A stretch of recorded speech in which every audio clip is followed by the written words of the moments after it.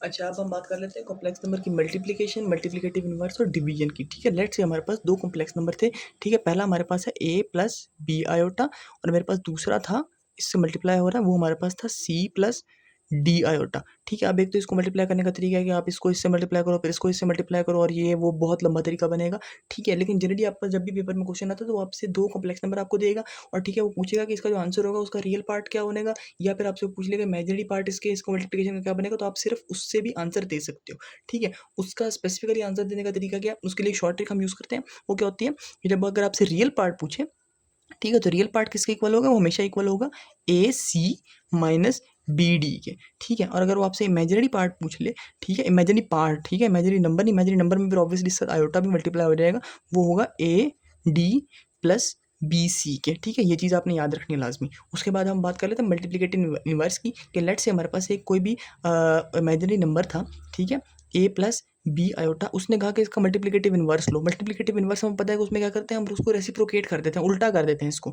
ठीक है, इसका जब हमने मल्टीप्लिकेटिव इनवर्स लेना था तो वो क्या बन जाएगा, वो बन जाएगा 1 ए प्लस बी आयोटा। लेकिन आपको पता है कि ये अपनी सिंप्लीफाइड फॉर्म में नहीं है, इसको सिंप्लीफाइड फॉर्म में करने के लिए हमें पता है कि क्योंकि डिनोमिनेटर में आयोटा नहीं आ सकता। ठीक है, तो इसको सिंप्लीफाइड फॉर्म में हम करने के लिए क्या करेंगे कि इसको 1 माइनस बी आयोटा से मल्टीप्लाई करेंगे और डिवाइड करेंगे और उसको पूरा सॉल्व करेंगे, तो पूरा काफ़ी लंबा प्रोसीजर बन जाता है। जब अगर आपने एमसीक्यूज़ के लिए करना हो तो उसके लिए हमारे पास एक शॉर्ट ट्रिक होती है।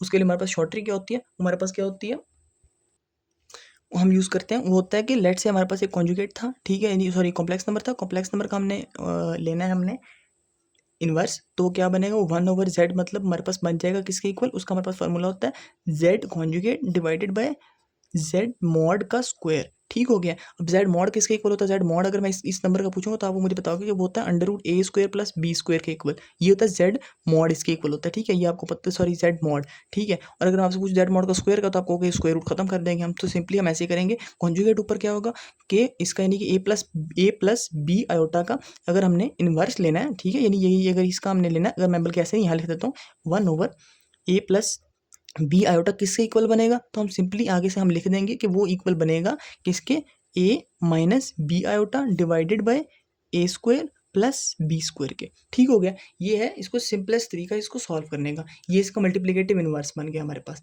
ठीक हो गया, और यानी कि जिस तरह हम क्या नाम है उसका मल्टीप्लिकेटिव आइडेंटिटी हमारे पास, यानी कि जो नंबर लाइन होती है ना उसके केस में, या फिर जो रियल नंबर होते हैं उसके केस में हमारे पास मल्टीप्लिकेटिव आइडेंटिटी होती है 1।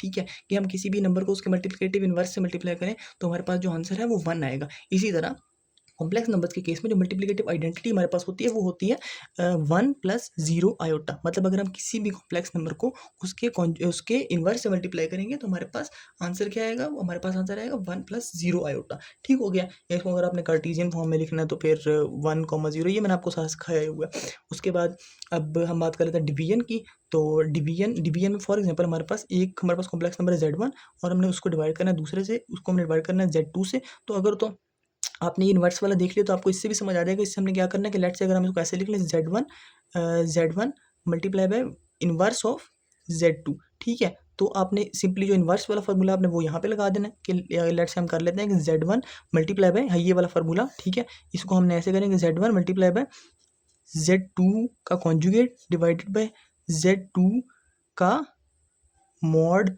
का स्क्वायर। ठीक हो गया, ये हमारे पास डिवीजन का फार्मूला होता है जो हमने इनवर्स वाले से ही निकाल लिया। ठीक है।